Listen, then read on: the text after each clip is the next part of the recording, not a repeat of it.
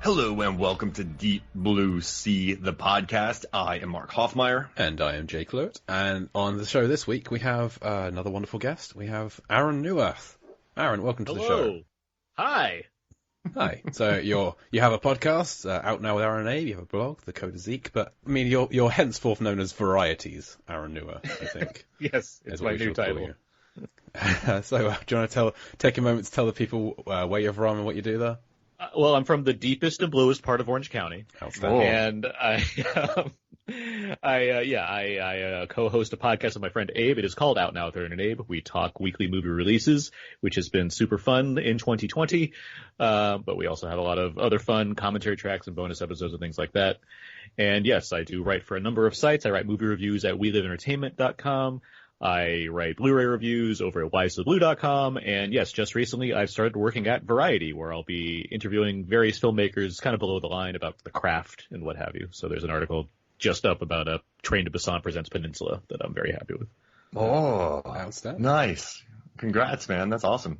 And you do commentaries on... Yeah. Have you done a Deep Blue Sea commentary? We have not done a Deep Blue Sea commentary, no. So we did just do a Jaws commentary, as if I was anticipating this podcast, thinking, let me get the other shark movie out of the way. The other one. So I can be ready for this one. Can I tell y'all about the most stressful moment of my podcasting career? So I think I know what it is. I've been doing this since 2015, and for the Movies, Films, and Flicks podcast, and I had an episode where I'm just going to record a commentary for Deep Blue Sea. How hard could it be?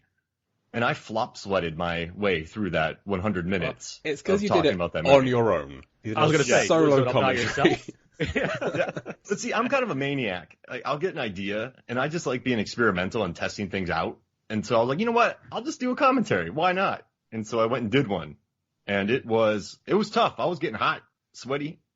It was an interesting experience, to say the least. But I think I dropped some good tidbits in there. I'm not sure. I blacked out.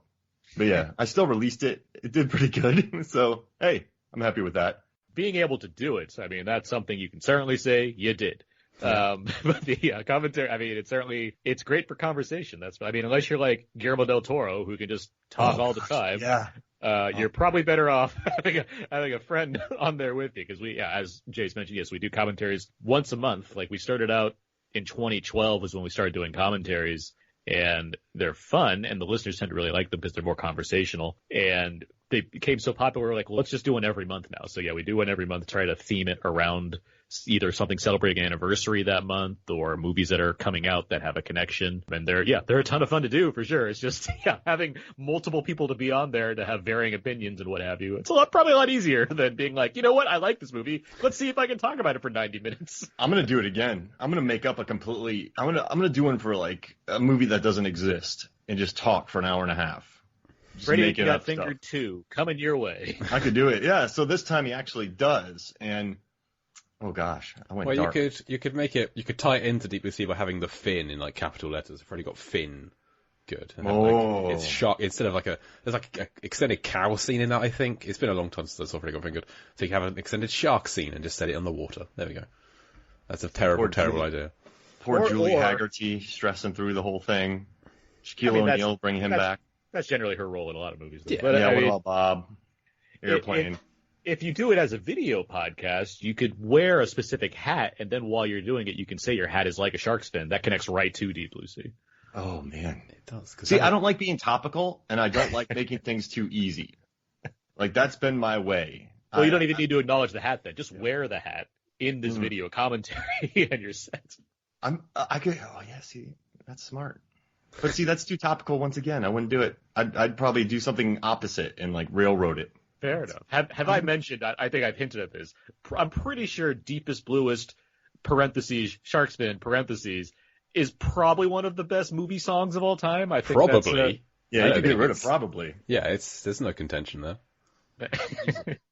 Amazing. That's perfect. Like, I'm not sure why it did, like, after Will Smith stopped doing it, why LL Cool J just didn't become the de facto, I guess we need to end our movie with a song by us. Wild Wild West, Jim West. And Men in Black, the 90s were huge on that. Yeah, Men in Black 2. Yeah. He did I have a question. I just real quick, I really like Men in Black 3, but my biggest problem is the fact that he got Pitbull to do it and not him. I was like, what is this? I like 3 as well, and maybe he thought that's what's wrong with 2. I sung it again, which is that's my Will Smith. That's not the right. It's a pretty good Will Smith. I mean, I thought I was watching one of his Instagram videos just then. Woo! So I would have liked LL Cool J to he should have done the song for SWAT. That would have been nice. Oh, easy. Yeah. How easy would it have been? You already have the theme. Yeah. That's easy right there. He did Any Given Sunday. Yeah. He did the song for that, so that's good. I could be wrong, but I'm pretty sure every single episode of NCIS Los Angeles, which I'm sure is over 200, he raps a different song every single time. I might be wrong. Don't quote me on that, but I mean, I'm pretty sure that might be a thing. You know how much money he could make doing that? That show makes him so much money in syndication. If he just released an album of NCIS themed songs, it would go platinum. Well, imagine every Friday on iTunes, a new NCIS Los Angeles song drops, and you're like, oh my god, another one's here. It'd be like DJ Khaled, another one. It'd be great. Oh man. This is how out of the loop with LL Cool J I am. I had no idea he was on NCIS, or that even that show was still NCIS going. Los Angeles, yes, let's be clear, Jay. Well, I don't think we get any, or I've never seen an NCIS, CSI, any of those. There's not an import that's like NCIS Yorkshire? Not that I'm aware of, no. I would like to see it. I'm sure there's a Law and Order London. That's why I went for Yorkshire. That just made more sense to me. There's probably more naval crime Yorkshire. Okay. Yorkshire. But no, I'm going to say it my way. I'm saying it my way. I've been there. I say it that way. Okay. Why were you in Yorkshire? What were you doing in York? I don't know. It was a big trip. We went a lot of places. We went to Nottingham. Happy? Yeah, it's close enough.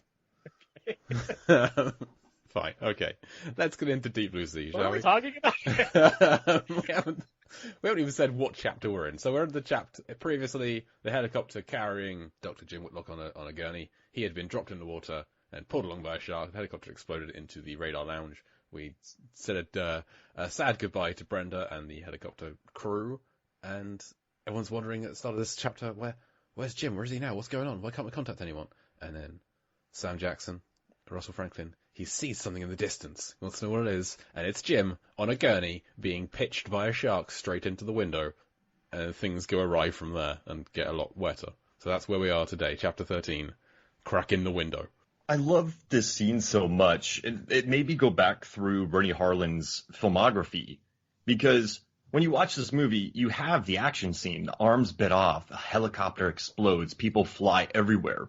But then, just as a nice icing, you have Jim, who was God, being carried by his creation to his demise, where he watches his, I guess, girlfriend just before he dies. And it's just brutal. It's just such like a Saw-esque Final Destination. Well, this was before that. But I went back to his career and he did The Dream Master, Nightmare on Elm Street 4. And there's an entire elongated thing where this woman gets her elbows exploded when she's bench pressing, and then she turns into a cockroach, and then is eventually killed. I mean, it's the longest death scene on the planet. Is that the flypaper one, the kind of Roach Motel? Yeah, she gets stuck to all this stuff, and it is just the longest, most drawn-out, two-step process death, and I love it. And then in Long Kiss Goodnight, there's a chase scene, but she's on ice skates, chasing a car. I love how Rennie Harlin he always does these neat little things. In Die Hard 2, a helicopter gets him jumping on a plane that's taking off. I just dig how Harlan heaps action on top of action in his movies. And that's I just love this scene so much because it's just so nasty. And a lot of people forget about it because Jackson's kill is so iconic, or Russell Franklin's death. But I like this one better, actually, because it's just so intricate. It's not as great of a jump scare, but it's just funny, and it makes me laugh because it's so mean. I just want to point this out real quick. I have a painting from my lovely girlfriend Anna on my wall of a shark, which I have named Russell Franklin. Nice. Yes. I'm not making that up. I named it years ago at this point when she painted this for me, Russell Franklin. I just wanted to show. And you've got a tarantula named Professor Dent, so you have lots of film-related named after things. So that's good. Mm-hmm. No pet sharks then. Mark wants to get a tiger shark. Yep. Tiger shark. We've advised him against it. Keep it in a above ground swimming pool in my house, right inside my living room. If you've seen Jaws 3D, you know it's not easy to just get a shark and put it in a pool. I got people. All right. Yeah, I know a couple people who know a couple people. So, Aaron, you specifically requested a scene involving Stellan Skarsgård's demise in this film. What is it about this death that interests you, that piqued your interest? There's a lot of stages to it, and obviously you've already covered some of it in your previous chapters, as far as the lengths they go to make to torture Stellan Skarsgård in this movie. So I really thought, yes, the Sam Jackson one is an obvious thing, and I'm sure you'll have an epic episode covering that. Oh, we will. But I do think, there are a number of pretty gruesome deaths in this film, including Michael Rappaport with a goatee. So I was happy to just get in on one of the more elaborate ones involving the stages, because this man has suffered. Like, he's already gotten his arm ripped off from the things he loves, no less. The things he made. Yes. And now he's gone into a helicopter where it's like, well, at least I'm getting some help out here. And that failed, which is just like, wow, this sucks for this guy. And now we get to this scene that we're talking about today, where the shark, to further prove the evidence of intelligence that this shark has, it's careening Stellan Skarsgård at the damn facility and crashes him into the glass. And but I have a special theory here now. Does Stellan Skarsgård actually die? He's just still floating around down there? Well, maybe he floats out the thing eventually and floats back up to the top, and maybe he's still out there. I have not seen the direct-to-DVD sequels, Deep Blue Sea 2 and Deep Blue Sea 3, still deepen, but maybe he's a character. I don't know. Can I ask you guys a question? I just want to know what you think.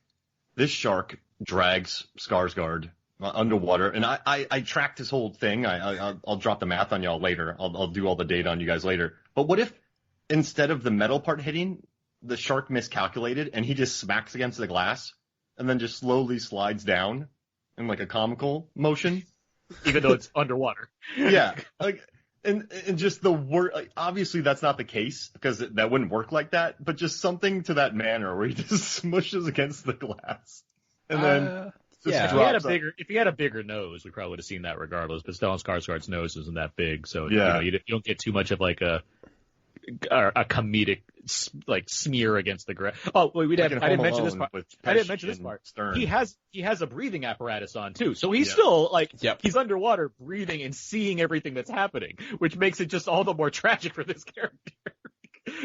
Which also adds to the fact that he could still be alive. Again, he had a breathing apparatus attached to him, so you never know. When the window breaks, we do. As I was kind of going frame by frame because I was trying to work out where is Jim through all of this, whereabouts is he, and you do see his gurney come into the lab, but everyone else is too engaged with trying to leave the room. Understandably, makes a lot of sense to try and get out of there. So, but they do just dismiss him. They disregard any chance that he did survive that, even though they see that his face is there. I feel like they could have hunted around and tried to find him, but they barely make it out of there as it is because the door is tricky. I'm not sure if you got that. In my notes, I wrote doors are tough because it really is a tricky door in this scenario. I mean, there's so many scenes and cuts. So many of our chapters begin or end with a door being opened or closed, and they're all really difficult to open because they have to be watertight. So that's a problem they face a lot in this film is doors. And it's not Star Wars. They can't just shoot the door and it opens and closes because that's how doors work. We have some of the classic points of doors being tricky and Carter Blake having difficulty walking or running around without falling over, or just his gut reaction is to dive and jump and flail. You know why? I mean, it's because Thomas Jane is wearing shoes, which is so unnatural for him. So it's like, he's going to be stumbling around all over the place. Like, what's he doing with these shoes on? If he was barefoot through this movie, he'd be like, and, at the end of this movie, he is barefoot. And guess what? He wins. So, I mean, clearly he stepped his game up at the end of this movie. But yeah, I do think there is a chance that Jim, I mean, if that breathing apparatus is somehow working underwater, which I don't think it's designed to do, but it seems to be working fine. So, by all means, we'll go with that theory. He's staring right at Janice, right? Yeah. So in this, she's all sad because it's like, oh no, the window. In this, I think she's more sad about it being Jim than the window.